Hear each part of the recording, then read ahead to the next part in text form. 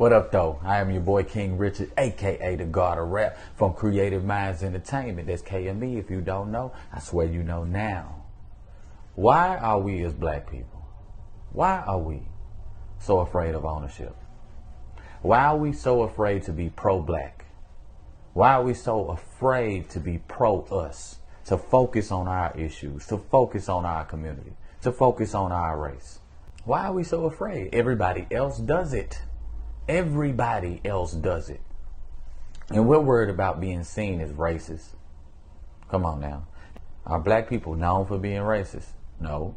Do black people have a history of being racist? No. Do black people have the power and the resources to be racist, to shut out another race or starve them or imprison them? Do we have a structure to be racist? No. Okay. So nothing is wrong with taking care of your own. That's what everybody in America suggests we do. Pull yourself up by your bootstraps. Let's look at the clip. It's not about black and white. It's not about religion, because if you got rich character, I'm going to love you no matter who you are. But let me talk to my people real quick. We own nothing and participate in everything. I'm going to say this again. We own nothing and participate in everything. I don't want to hear this minority shit. This ain't the 50s, the 60s, the 70s, the 80s, the 90s. In today's world, black people are billionaires and millionaires at a high rate. You think these people care about what we say to each other, what we do to each other? People are getting monetary gain off of our pain, off of our struggles, off of our entertainment. It's nothing wrong with collectively coming together to own something and still work with other people. We don't own no TV networks. We don't own no sports associations. We don't own no social medias. We don't own no internet. We own nothing and participate in everything. When are we going to use this as a learning experience and come together collectively and own what we participate in? Own what we make millions off of, billions off of, and everybody else is making extra billions off of us. There's nothing wrong with coming together collectively and owning something. Amazing, galvanizing, inspiring. The brother spoke with conviction in his heart, conviction in his voice. I love that. Notice he said we participate in everything. Like, we're #1 consumers in America, black folks. But ownership? Nah, we don't do that. We don't have that. See this right above me? You may think it's nothing. Maybe nothing to you. Worthless. Nothing. But I own it. It's mine. I've created it. Along with J Queen the Goddess. We own that. We've created it. That's something that we can pass on to our children or monetize for ourselves. Right? And that's what we should be focused on. Economics of our own community.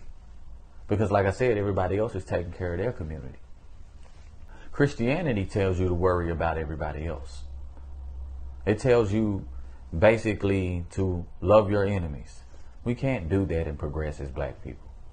We've had people make us their enemies for too long, for no reason. And it's also messed up our resources and our finances. So if you're not thinking and trying to be pro-black economically... Do you know where our power lies? We set the trends. We have the buying power. We are the ones that tell the world who gives a fuck about the trends. Who gives a fuck? Listen, I gotta say this, because I never said this. I swear this on my mama.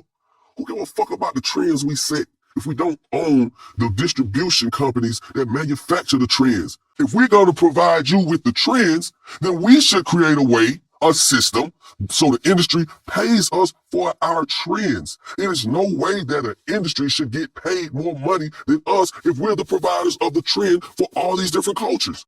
We work so hard for whatever we get, only to hand that shit over to a whole other community that looks nothing like me and you, and they don't put shit back in your community.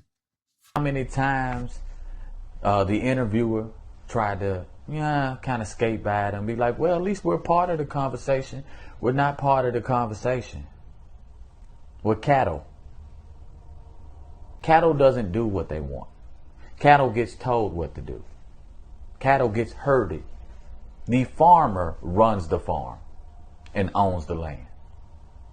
We're cattle at best. Sheep.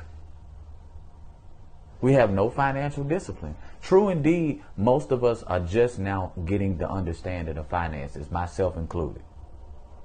It's not like I've never made any money, but I didn't know what to do with the money that I made. So I spend it as soon as I get it.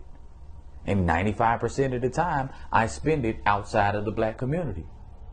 So it takes financial literacy and financial discipline, which most of us are just now getting into. And it's going to take a few years for us to gather that information and to act on that information collectively. It's going to take a little while.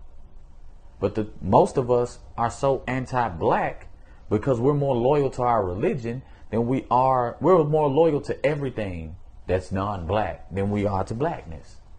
So we don't progress in that way. So if we're not progressing, we're regressing. So I'm going to read a little something real quick.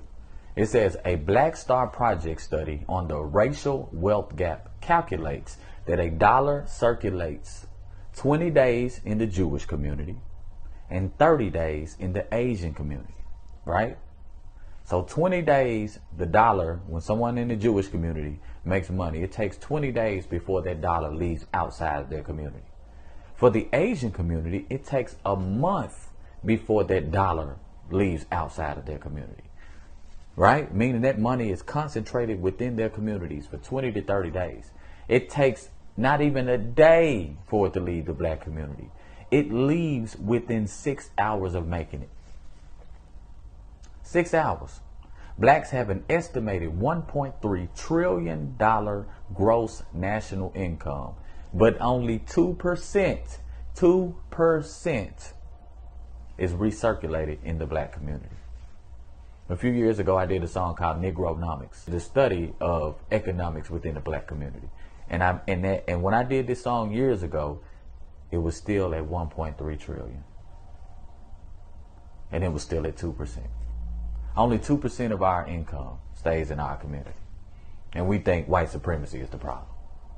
And then we get into the hip hop side and we talk about ownership.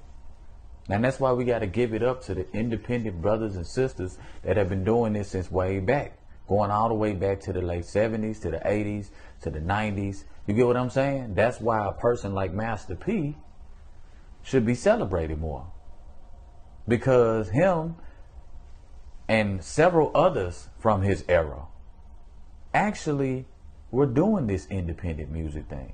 We're making money out of the trunk with their own product, without the record labels, without these certain powerful people in position taking advantage of them financially. They were getting to this money, this hip hop, this entertainment money without a middleman. Imagine selling 50,000 records out of your trunk, right? And the records going for $10 a piece. That's $500,000 going straight in your bank account, going straight to your pocket. Now when somebody sells 50,000 records, we consider that a flop. But yet most of that money that you're from sales, most of that money artists aren't getting anyway. Then realistically, how do you expect the community to grow financially? Huh? How do you expect the community to grow financially? Because at the end of the day, once again, we have to take care of ourselves. We can't wait on something to take care of us. Nobody else is doing that. We're not going to flourish as a community. We're always going to have these few anomalies within our community that will flourish outside of the community. They're not bringing anything back for the community. They don't care about the art or the culture of the community. So we have to care about it. Don't let somebody tell you it's wrong to take care of your own first and foremost.